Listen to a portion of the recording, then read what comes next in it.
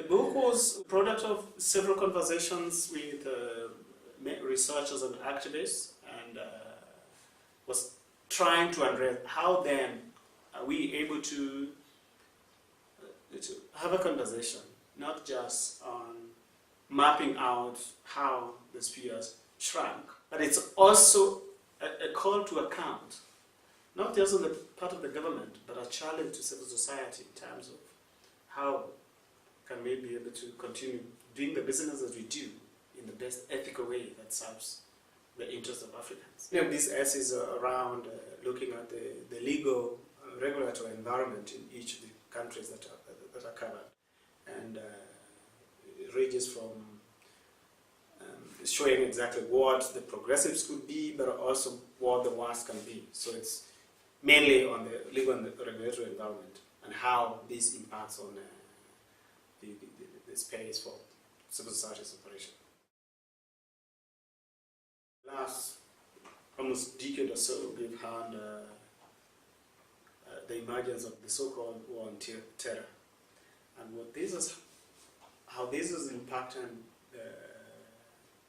generally civil society operations.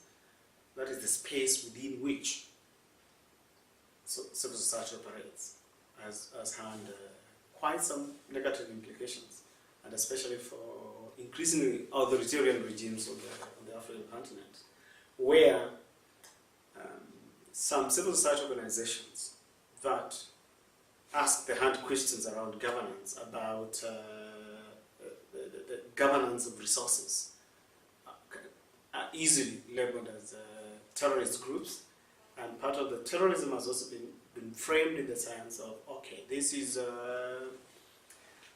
they're getting money from outside the country or outside the continent and such other things, and they're channeling into subversive ways and such other things. So you get the space within which you can legitimately disagree with the state or ask questions around public mismanagement of funds and such other things, increasingly became constrained.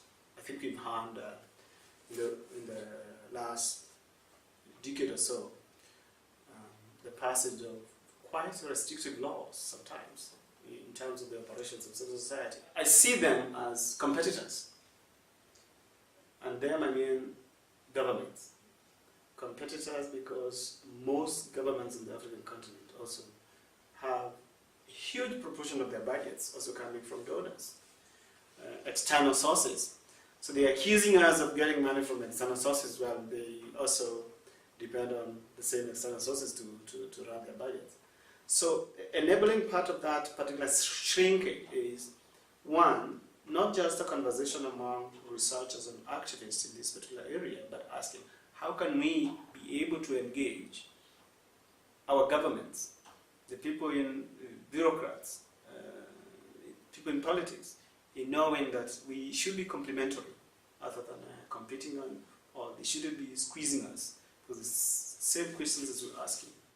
The agenda that the Third World Network has had about questioning the relationship between mining companies, especially external mining companies in the continent, and the responsibilities or the accountability that they have. When they started their work, they were thought to be subversive.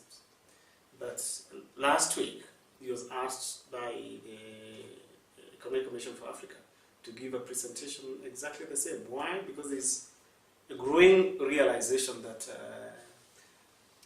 the African civil society and the African states need to be allies, sometimes in confronting collective challenges that face the African humanity.